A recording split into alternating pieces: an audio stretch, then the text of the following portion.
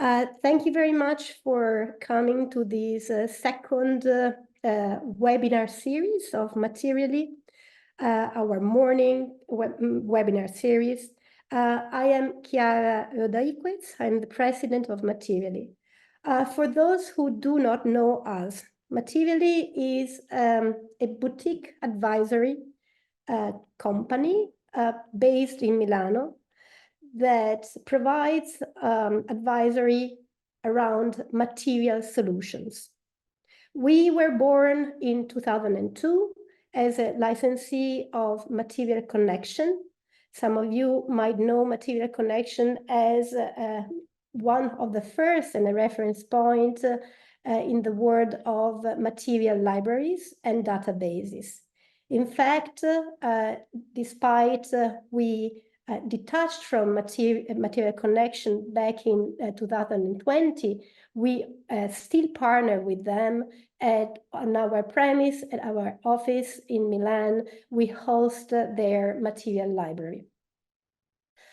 Next to hosting the library, we have developed over time strong expertise on materials. Which materials? Basically design-centered materials, those that you see on the surface and are able to provide performances.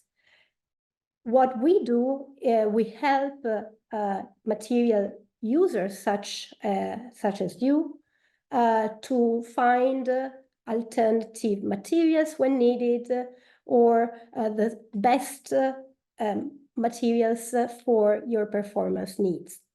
We also work with material manufacturers, help them understand the market and see the best applicability of their products. This role in between material users and material suppliers makes us be a sort of pivot around which materials can be seen and known as they come to the market. Some other projects we are involved in are EU-funded projects where we play a role of dissemination, communication, knowledge transfer, and further. Now, for this morning, we are going to offer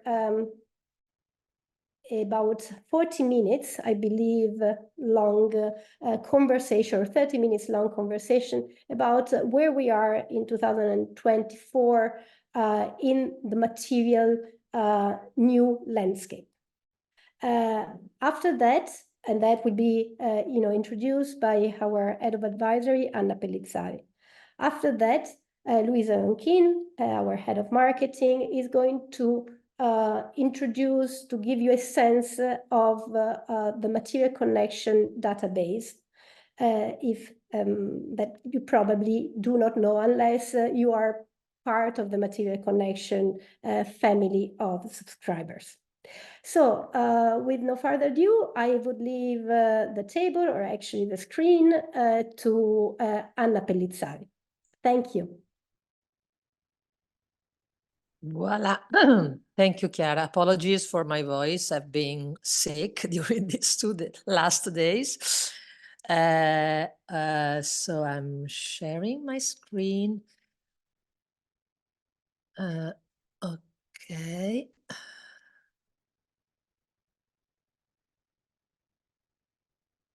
Okay, so hopefully you are seeing the screen correctly. If not, I guess you can write in the chat to let us know. So what are we talking about today? We have made a selection of a few materials that are included in the materials library that we partner with, which is Material Connections. Of course, there are so many new materials that it was difficult to make a selection about it. So we tried to organize these trends, these new materials around 4 main topics, which, by the way,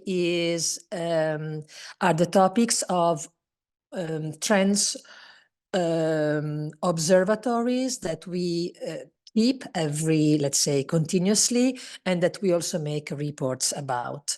And these 4 areas are interiors, and clearly what's happening in the world of interiors is that there is a growing attention towards sustainability aspects of materials, I would say at 360 degrees. Interiors, of course, is a very broad area, including materials for furniture, materials for wall covering, flooring, etc. And overall, it is an area where we've seen recently a lot of new solutions, particularly during the last Salone Internazionale del Mobile, with a lot of new proposals and interesting solutions. The second area where we always keep an eye on is that of plastics. Plastics are a family of materials which is very broad, and that has been, let's say, targeted as, let's say, the big responsible of pollution, which is not necessarily corresponding to reality. Nevertheless, most plastics manufacturers are finding new solutions to circularize plastics and to provide new viable solutions also at an industrial scale. So to completely rethink the world of plastic. And the same goes with packaging. Also packaging, we've made a specific webinar on that a few months ago, but it is an area which is extremely interesting and with a lot of new materials that are trying to comply with the new regulations and to provide new solutions that combine a better environmental performance with technical performance, which is always, let's say, there is always a tension between these 2 aspects. And the 4th area is that we have called Ada Leather, which is related mostly to, let's say, fashion, apparel, shoes, accessories, but not only, because also automotive and upholstery is working in this area, basically to find or to experiment materials that are alternatives to real leather. This is mostly due to the growing awareness of the carbon footprint of leather, besides all the aspects related to veganism or to the respect of animals, etc. There is also more a focus on how much real leather impacts on the environment. And therefore, a lot of new ventures are coming up to propose also new technologies to create new types of leather, of alternatives to leather. So let's start with the sustainable interiors. We've seen some examples of case studies of applications that we have seen during the last Salone del Mobile. These are referred to furniture, but generally speaking, interiors is, as I said, a much broader area. We've seen, for instance, examples of plastics used as to enhance also the visually enhance the recycled content, and this will analyze more in depth in the plastic part. This example is a chair by Magis that has been printed with rotational printing. Then another example, top right, is Katifa Carta by ARPER, which is a new technology to create low carb, let's say, laminate material to create chairs, which is thermoformable and has a much lower carbon footprint than plastic, of course, and also of standard, let's say, paper-based laminated materials, and that can be also recycled at the end of life. So there is also a focus on new processes to create new materials by the industry. And on the right, bottom right, we see an example of reclaimed fabric to create new products by Paola Lenti.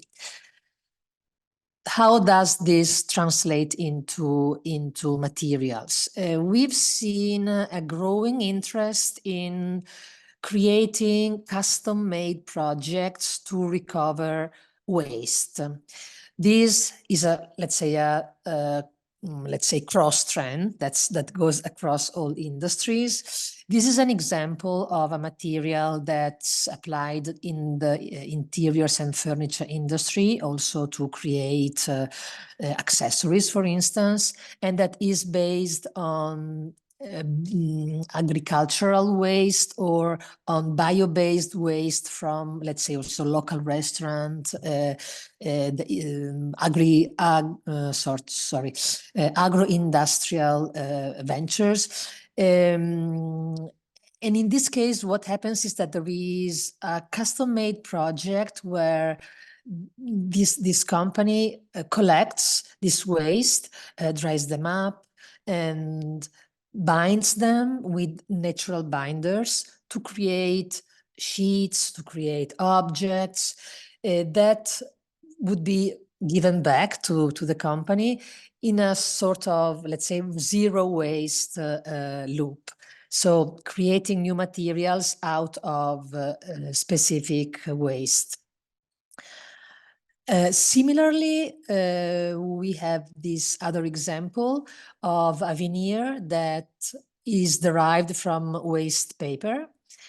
This company combines newspaper. So this is not exactly a recycling process in the technical world meaning of the word. It is more like upcycling, I would say. So the newspapers are not ground and recycled into new paper, but rather piled up and glued all together with a bio-based binder, and then sliced in form of veneer, which can be used as a other standard veneer, so combined with other types of substrate or backed with paper, and used as a decorative surface to cover pieces of furniture or as any other type of veneer. Clearly, the type of texture that comes out from cutting, slicing these blocks of newspapers is always different because it depends on the type of magazines or newspapers that are used in the process. And resembles somehow wood for the, let's say, the overall texture. So it's a very interesting way of reinterpreting a material that comes from wood and that becomes again a type of wood, of veneer. Another material that we've found, a group of materials, because there are many materials like this. So there is a growing let's say, families of materials that would recover waste textiles in all the supply chain of textile, which is producing waste at every step, from the yarn to the final garment. These companies specifically works both with post-industrial waste and with the post-consumer, creating different types of felts, which can be used hidden, like as a backing for flooring materials, for instance, or also with a sort of aesthetical type of finishing for walls, for acoustic boards. So it can be used both in a functional way and also in an aesthetical way based on what the designer wants to achieve. There is, as I said, a growing families and companies that are working with these types of waste, also due to the, let's say, growing awareness in the fashion industry, which is driving these types of projects. So it is usually the brand itself that is looking for partnerships with the materials manufacturers in order to create new materials out of their own waste. Also because they cannot be, these types of waste cannot be destroyed anymore due to, cannot be sent to landfill and it cannot be burned. So due to regulations. So there is the desperate need to find new ways of using this type of materials. So we will see a lot of new ventures coming out of this trend. Connected to the world of interiors, somehow, of course, there is also a lot of plastic in interiors. So the examples that we selected here for the cover of this second group of let's say, material directions comes from interiors. But in generally speaking, in all the world of plastic, we see a lot of material development, which go mainly in two directions. Here we see two examples. One is recycling, of course, so circularized plastics with recycling technologies, and the other one is bio-based and or biodegradable. So let's say plastics that are less harmful to the environment in all its in all their manufacturing process and also at the end of life. So materials that are, for instance, either non-relying on oil or relying with a much lower percentage on oil, and that are less pure in their formulations, in a way that they would be less harmful in the environment at the end of life and also during their use. That doesn't mean that anyone has to abandon those objects in the environment because they are supposedly biodegradable, but it is more a way of certifying that the material contains no harmful substances, because that's an intrinsic property of biodegradability or compostability certifications, also stating that no harmful substance is released in the process of biodegradation or composting. So as two examples, of course, there are so many here that we have selected just a couple. One is a family of materials coming from packaging, and that the company has developed new grades to be applied on more durable goods, like for tableware, for instance. The materials, also the philosophy behind the development of these materials is that of be sort of non-containing microplastics, so with a, let's say, broader definition of plastics, and again, being less harmful to the environment throughout the production process. The material is also certified chemically recyclable and with chemically recyclable with a low carbon footprint. So one of the problems of chemical recycling is that it is still energy intensive. This material can be easily chemically recycled and with a low energy impact. So it's circular both in a, let's say, biological cycle and potentially in the chemical cycle. Other chemical recycling processes are being applied to materials that are traditionally non-recyclable, like expanded polyurethane. There are basically two ways to recycle polyurethane. One is mechanical recycling, which is grinding it and binding it in some ways. And the other one is chemical recycling. This second is an area with growing developments by all polyurethane manufacturers. This type of process basically converts polyurethane foam into one of its primary components, which is the polyol, and then reformulates it to make new open cell PU foams, which have the same mechanical properties that virgin ones, which is one of the challenges of recycled PU foam, maintaining the same quality as the beginning. So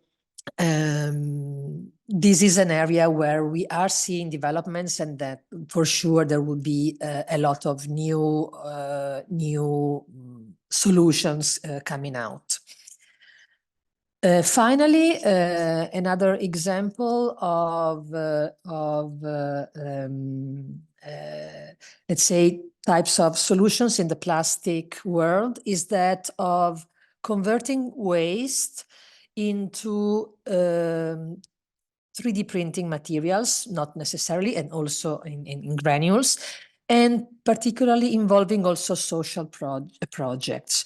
So generally speaking, we see a lot of work on the social impact and the social aspect of the industry in the world of plastic, which is focusing both on sourcing raw materials, particularly for bio-based plastics. So developments of projects that involve local community that would grow crops that can be turned into bio-based oils to be then polymerized into polymers.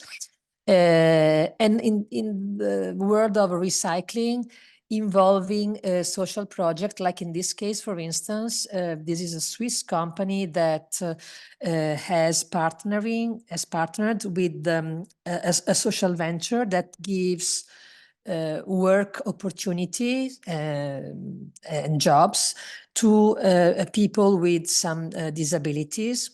So in this case, what they do is that they collect used ski boots, and then these ski boots are dismantled and the plastic part are worked and turned into granules or 3D printing filaments by the company.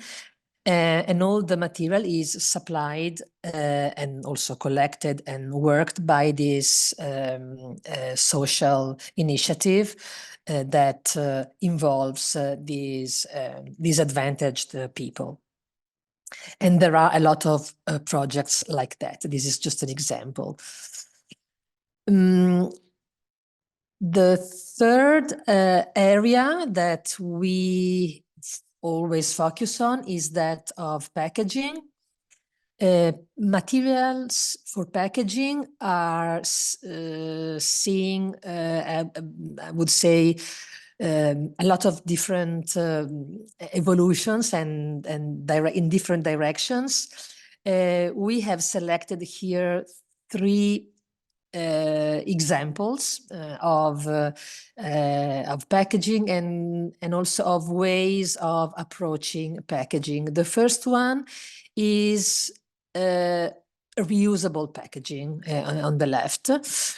there are many initiatives that would think of packaging no more as something that's disposable, but in a, let's say, reusable perspective. And this is particularly applicable to e-commerce, where the logistics part is always, let's say, monodirectional in a way. So you would order something, you would receive your product and the packaging, and then the packaging will be thrown away. What this company does is that they would allow the receiver to send the packaging back, and the packaging can be reused more and more times. It is pretty sturdy and strong. It is lightweight, so it doesn't really impact the shipping back. And it is also flexible. So it's protective for the content, but can be rolled up and resent back quite easily. And this would save a lot of material, and also would significantly reduce the overall carbon footprint of packaging itself. One of the first targets of the several R, R policies connected to packaging, so recycle, reuse, etc., is reuse, clearly. So reuse would reduce the need of fabricating new packaging. So it's for sure one of the best options, moving to disposable to reusable. Another aspect instead is when we look at top right, is for those packagings that can hardly be reused. So we have all experienced takeaway products. In that area, there are two main directions. One, it goes towards reusability, of course, but then there are some situations where reusability and take back of the packaging is not really feasible. And so the solutions are like, for instance, the paper of the sandwich or something, or the ice cream cup, that type of applications. And in that case, clearly recyclability is the best options. So there are many developments to create new coatings, and we have seen those particularly at the last packaging premiere, where we have participated also in the jury of the packaging premiere award. Where the material innovation sections has seen many proposals towards new coatings that would not affect recyclability of paper, and that would impart new technical properties to paper to be used in quite challenging applications, like, for instance, wrapping a greasy sandwich and not having your hands dirty at the end. So this is an area where there are a lot of developments. And finally, for more premium packaging, we see, as we have seen also in other examples before, the creation of small supply chains, small partnerships between manufacturers, materials manufacturers and products manufacturers, again, to use their waste. So this is a project that would use fabric waste, denim in the specific case, to make paper that is used to make packaging for the very same company that produces those wastes. So circularizing the waste and reusing them, reusing this waste to in paper for packaging materials. In terms of the material selection, we selected from the library. Okay, this is an example that we also have used in the packaging webinar, because it's super interesting, the number of projects that are being developed to replace basically glass and also plastic, but the target here is glass. or cans, so materials with high carbon footprint for liquids. So using paper to contain liquids, of course, is a super big challenge.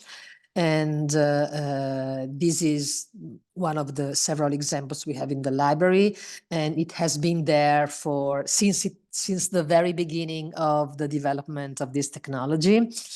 Other areas where we see interesting developments is that of foams. So materials, padding materials for the packaging industry that would replace PE foams or PS foams, so polystyrene or polyethylene, using bio-based materials. This material, for instance, is from chitin, which is a naturally occurring polymer. So it is also compliant with the single-use plastic directive, which doesn't affect packaging, but it is an interesting material also to be used for other single-use products, for instance. And it would provide padding performances and properties without any oil-based polymer, and it is fully recyclable with paper because it would melt basically in the paper recycling process. Another aspect is that of inks. Clearly, we may one of the challenges when you make, for instance, compostable packaging, and we are talking here about flexible packaging, is that of using inks or glues or other types of finishes that are compostable as well. So this is a family of inks designed for flexible packaging and flexographic print, particularly on several substrates, on several supports that are mostly bio-based and certified OK Compost and also OK Compost Home. So they are fully compostable and would not affect the compostability of the material they are applied upon. And finally,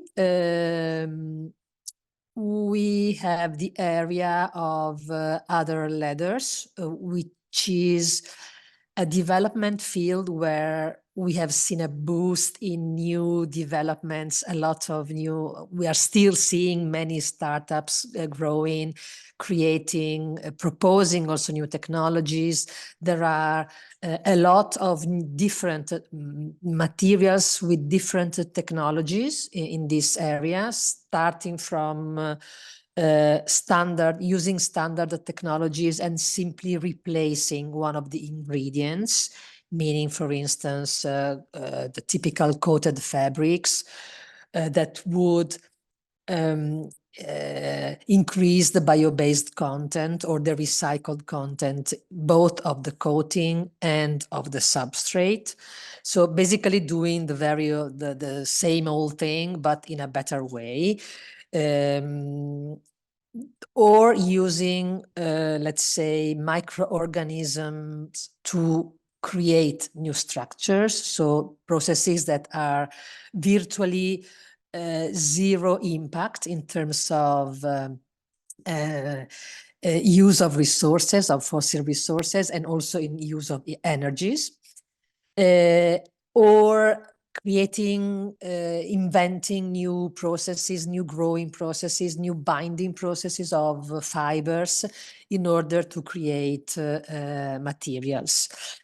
One of the players that has most experimented in this area is Ganni. It is a fashion brand that has made, let's say, a point to try these new materials mostly for capsule collections. So also trying to use materials that are not fully developmental stage, also to support these startups. So we see here a jacket, a bag. We at the center instead, this is a coat from Balenciaga that was introduced a couple of years ago. from, again, another company that makes materials that are alternatives to leathers. In the library, we have a lot of examples, and we also, as I said before, issue reports on all these 4 areas, which include materials, but also other types of information on the technologies, new developments, etc. I have selected a couple of examples from the library, but of course we have much more of them.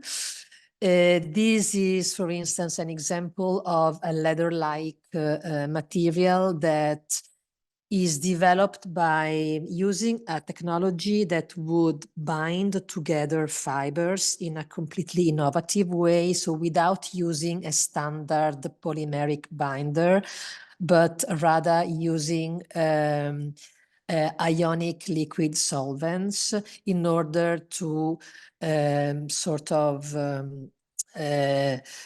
bind together cellulose fibers that are part of this material, and then processing it in order to have a final result that looks very much like real leather, both in terms of texture and in terms of color and in terms of flexibility, let's say.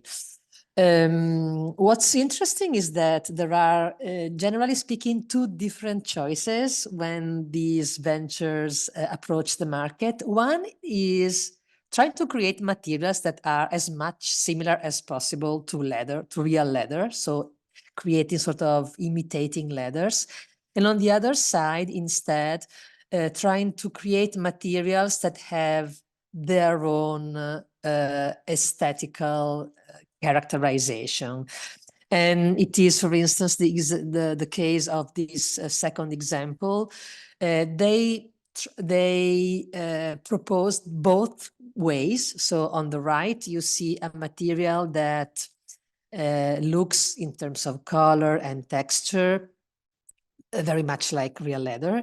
And on the left, instead, these types of colors, of hues, of effects are instead derived from the process itself, which is based on bacterial cellulose. So having materials fermented with the use of bacteria that would create this sort of cellulose gel that is then dried and tanned in a, I wouldn't say, it's not exactly a tanning process, it's more like a stabilizing process, but it has basically the same purpose of tanning, which is preventing the material to rot in the long term, and to make it more stable and homogeneous and resistant to external agents. This type of process would turn the material with this type of irregular effects, and based on the type of liquids that are used in the process, you can get different colors, which are with that type of stained texture. While on the right, you have a super homogeneous, brownish, hide-like type of final texture.